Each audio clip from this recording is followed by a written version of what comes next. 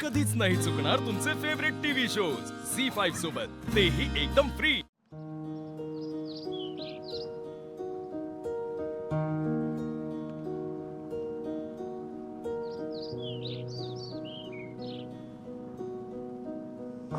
Phone उचल ग। चारुहास दादांनी एवढ्या अर्जंट अक्षराला का बोलवलं असेल तेच कळत नाहीये। जीवाला घोर लागलाय नुसता। आधीच काय या अक्षूच्या आयुष्यात कमी उलथापालथ सुरू आहे का?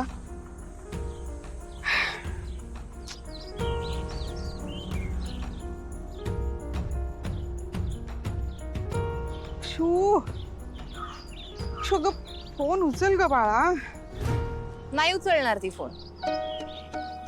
का? कसं आहे, ती अधिपतींबरोबर आहे ना, नाही उचलणार तुमचा फोन। का? अधिपती आणि अक्षरा? हो, दोघे मस्त गप्पा मारत बसलेत देवळामध्ये। इरा, चारुहास दादांना भेटायला गेलीये अक्षरा। तू उगाच काहीतरी बोलू नकोस ग। अगं हो, मी कशाला खोटं बोलू? मी जे बघितलं तेच सांगतेय। ती तुम्हाला सांगून गेलीये की ती चारुहास सरांना भेटतीये, पण खरं तर त्यांना भेटलीच नाहीये, ती अधिपतींना भेटलीये। तुला काय माहिती? अच्छा, पुन्हा पाठलाग केलास का ताईचा तू? नाही, म्हणजे मी आणि निखिल मंदिरात गेलो होतो तेव्हा ते दिसले मला दोघं एकत्र। आणि तू मला बोलण्यापेक्षा ना जरा ताईला बोल, कारण काय आहे, ती आपल्याला एक वेगळं सांगते आणि बाहेर जाऊन काहीतरी तिसरंच करते। नाही ग इरा, चल असं काही नाहीये। तू ना जरा ताईला ती आली ना की जाब विचार की ती अधिपतींना का भेटली, काय करत होती त्यांच्या बरोबर ती। ते दूर ढकलतायत तिला आणि तिला परत त्यांच्याचकडे जायचंय। काय आहे, तिच्या जागी मी असते ना तर नवऱ्याचं तोंड बघितलं नसतं।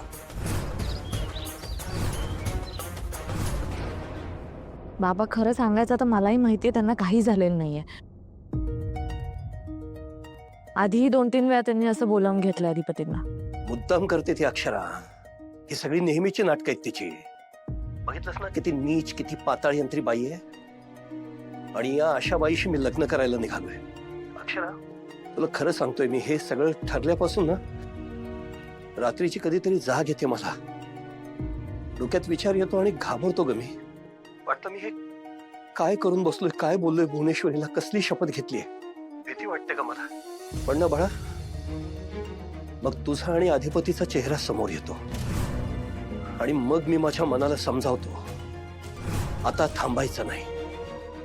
भुवनेश्वरी अडचणी निर्माण करायचा प्रयत्न करणार, पण त्याच्यावर मात करायची, थांबून चालणार नाही। आपलं ध्येय साध्य करायचं असेल तर आता थांबायचं नाही। बाबा, मी तेच सांगते तुम्हाला, तुम्ही प्लीज आमच्यासाठी असं काही करू नका।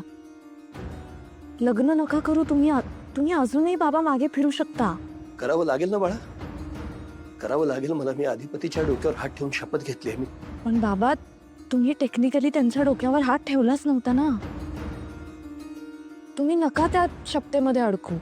अक्षरा, भुवनेश्वरीला हे जर कळलं ना तर ती आणखी पिसाळेल, आपल्या तिघांना उद्ध्वस्त करेल ती। एवढ्या कॅपॅसिटीची बाई आहे। बाबा प्लीज, आमच्यासाठी तुम्ही नका बळी देऊ स्वतःचा। अक्षरा, मला नाही करता येणार असं। एकदा शब्द दिलाय मी, अधिपती समोर शब्द दिलाय, मला नाही फिरवता येणार। मी सांगितलं ना तुला, मी जर आता मागे फिरलो तर ती बाई आपल्या तिघांचं वाटोळ करेल। नाही बाबा, त्या असं काही करणार नाही, करू शकणार नाही।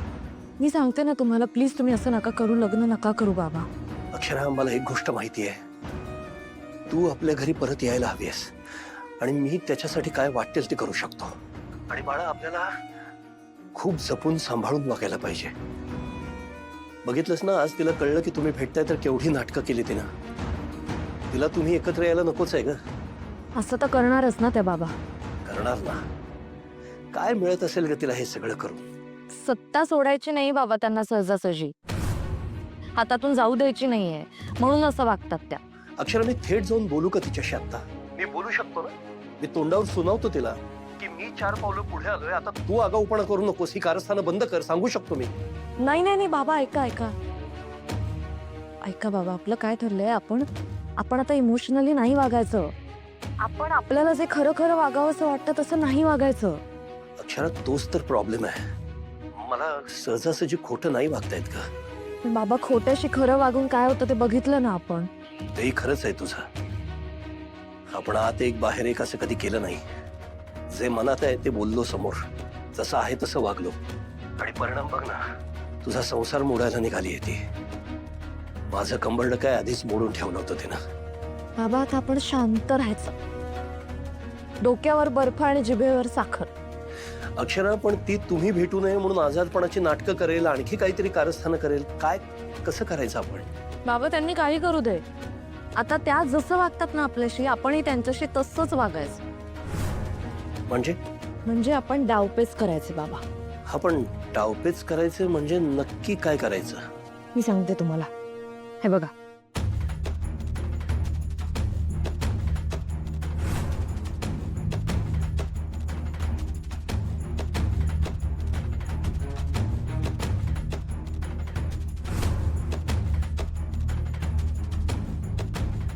ठीक आहे अक्षरा. हिरा, का दरवेळी अक्षराबरोबर तुलना करतेस तू स्वतःची? तुलना नाही, सत्य सांगतेय तुला. आता म्हणाली नाहीस तू की मी जर अक्षराच्या जागी असते तर त्यांचं तोंड सुद्धा बघितलं नसतं, म्हणालीस ना? हो म्हणाले. मग यालाच तुलना करणं असं म्हणतात हिरा. लहान मुलं नेहमी आई वडिलांकडनं शिकतात. म्हणजे हेच की तुम्ही सुद्धा माझ्या लहानपणापासून नेहमी माझी आणि ताईची तुलनाच करत आला आहात. नेहमी मला सांगितलं नाही का तुम्ही की ताई बघ किती हुशार आहे, ताई बघ किती चांगली आहे, तिच्याकडनं शिक जरा. ताई किती सद्गुणांचा पुतळा आहे, कसं ती नेहमी खोटं बोलत नाही, जरा शिक तिच्याकडनं. हेच तुम्ही करत होता ना. आणि आता तीच ताई जेव्हा तुमच्याशी खोटं बोलून अधिपतींना भेटायला जातीये तेव्हा तुम्हाला चालतंय. आणि तू मला म्हणतीयस की तू तुलना का करतेस ते?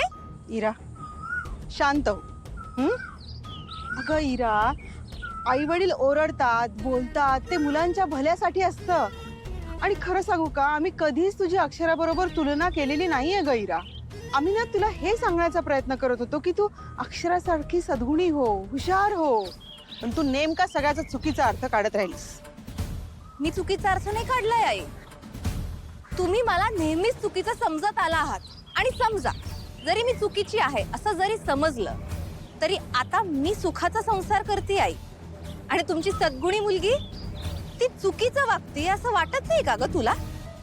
तुम्हाला ना मी आई कधी कळलेच नाही. एवढं जीव काढून सांगतेय की ताई अधिपतींना भेटायला गेलीये तरी तुमचा विश्वासच नाहीये माझ्यावर.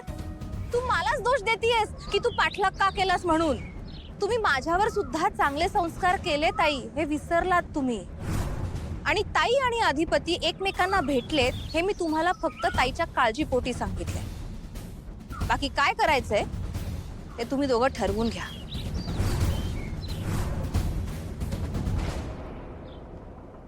झी 5 ॲप डाउनलोड करा आणि पहा सर्व एपिसोड्स एकदम फ्री.